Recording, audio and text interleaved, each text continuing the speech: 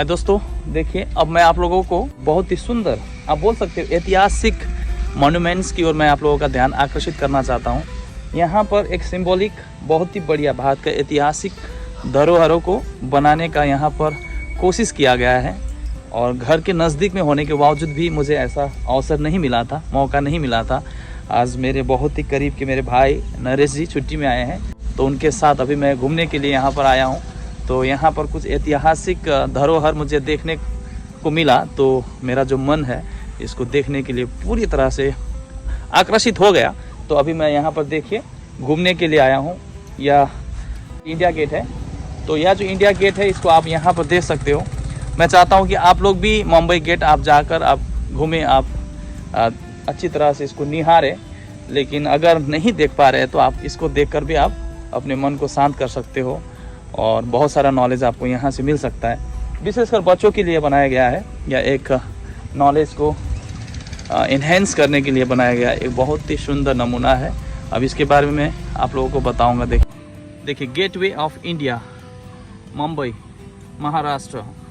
The Gateway of India was built in the early 20th century. It was built to commemorate the visit of King George V and Queen Mary to Mumbai in 1911. इसका मतलब है ये जो gateway जो India है, और इसको बनाया गया था क्योंकि उस समय हमारे देश में इंग्लैंड के जो राजा जो जॉर्ज है, उसके बाद उनका जो पत्नी है, उनकी पत्नी क्वीन मैरी जब आई थी तो उसको सेलिब्रेट करने के लिए या मुंबई में या इंडिया अब गेटवे ऑफ इंडिया बनाया गया था। The Gateway of India was designed by the British architect George Wittet. The 26 meter high structures was later used as symbolic ceremonial entrance. The monument was built to serve as a symbolic entrance to India for British loyalty and dignitaries arriving by the sea.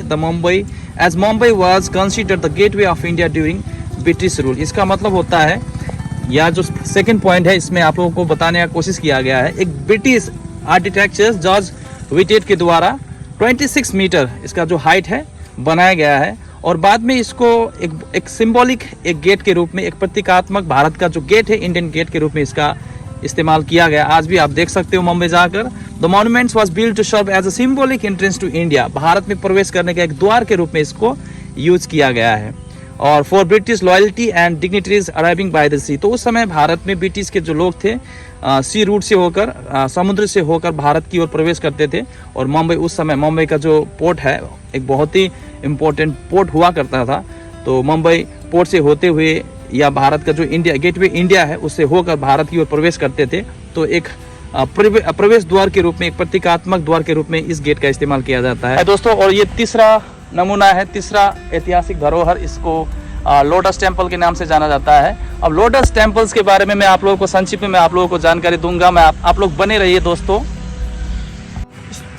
Lotus temple Delhi. Lotus temple is located in Delhi. It was built in 1986 as a Baha house of worship, a place of worship for people of all religions to come together and pray और meditate. इसका मतलब होता है यह दिल्ली में बना हुआ है, 1986 में बना हुआ है एज अ बाहा आई हाउस ऑफ वर्शिप हाउस, या पूजा करने का स्थल है। और यहाँ पर सभी धर्म के लोग एक साथ मिलकर पूजा करते थे और करते हैं, और मेडिटेट भी करते थे और करते भी है। मतलब कि यहाँ पर आकर आदमी लोग योगा करते हैं, यहाँ पर आकर ध्यान करते हैं। The Lotus Temple was designated by the Iranian architect Fariborz Sahba के द्वारा यह डिजाइनेटेड किया गया था, इसको बनाया गया था। Architect choose lotus as it is a symbol common with Hindu, buddhist, Jain and islamic religions. क्योंकि इसी टेम्पल को, इसी डिज़ाइन को चुना गया क्योंकि जैन धर्म, बौद्धिस्ट धर्म, उसके बाद में हिंदू धर्म और इस्लाम धर्म